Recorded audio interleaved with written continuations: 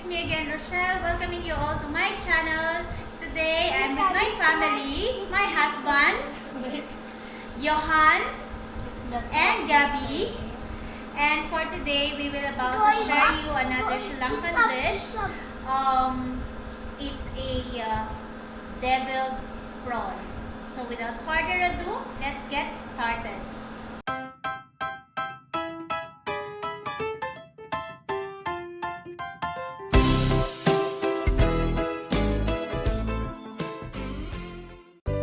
These are the ingredients we needed. We need a shrimp, onions, tomatoes, garlic, ginger, capsicum, pandan leaves, curry leaves, chilies, clove, and cinnamon stick.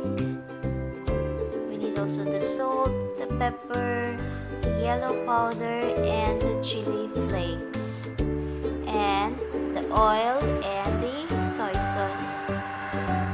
Preheated pan, add oil, add the shrimp, and we need to cook the shrimp for about 2 to 3 minutes until mag-change ng color siya into like orange color. Let's cook. It's time to add the garlic, the ginger,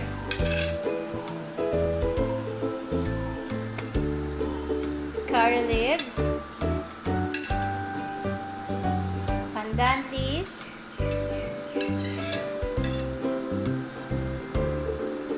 chilies,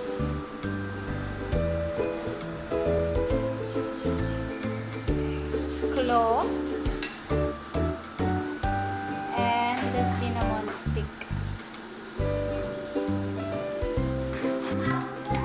Then we will just mix them together. Just mix.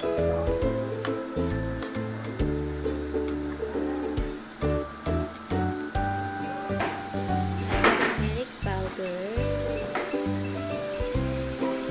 Add the salt,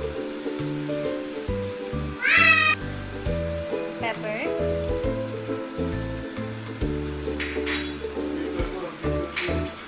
and mix natin sila ulit.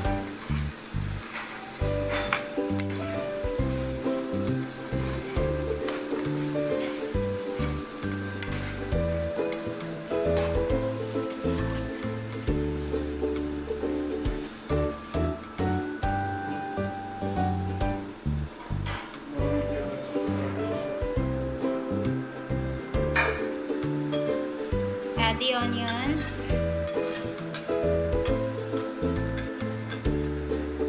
and the tomatoes.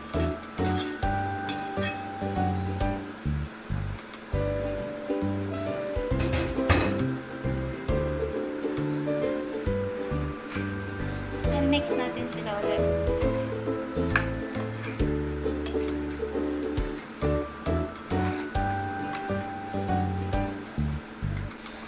Now it's time to add our chili flakes.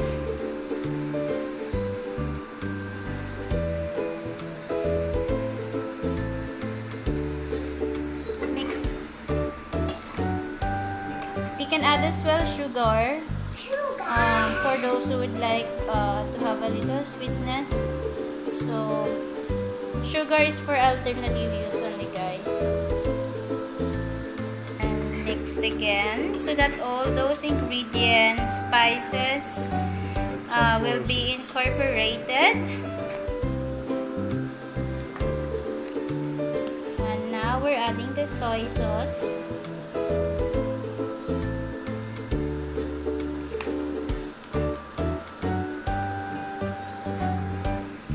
And lastly, it's time to add our capsicum.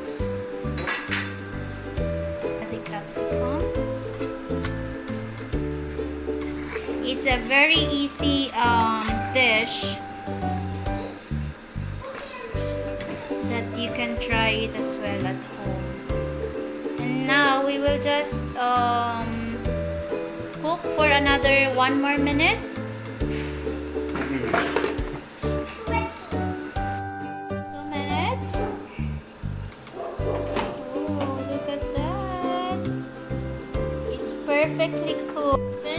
product,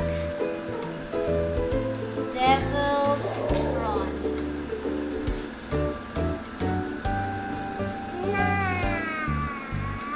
Thank you so much for watching. Until our next video, please don't forget to like and subscribe. Thank you. Bye.